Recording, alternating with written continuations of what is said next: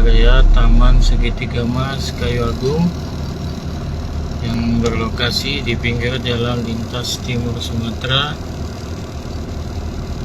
Kabupaten Ogan Komering Ilir. Dapat disaksikan pada siang hari ini kondisi Taman Segitiga Mas Kayu Agung dipenuhi pengunjung dan penjual makanan, permainan maupun pedagang baju atau pakaian.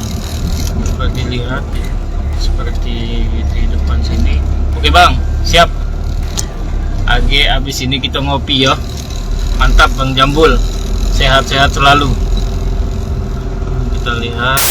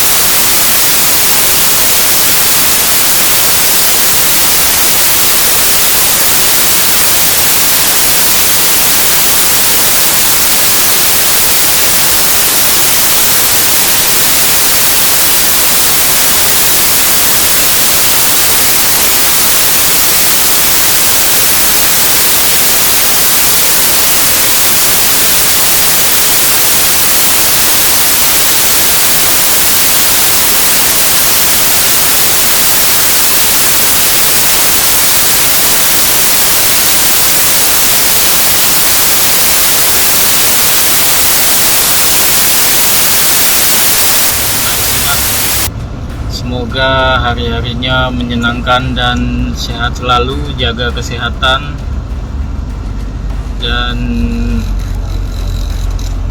sekali-kali mainlah ke Taman Segitiga Mas Kayu Agung ini. Jadi ada banyak penjual baju BJ. Jangan lupa subscribe, share, komen, dan like ya.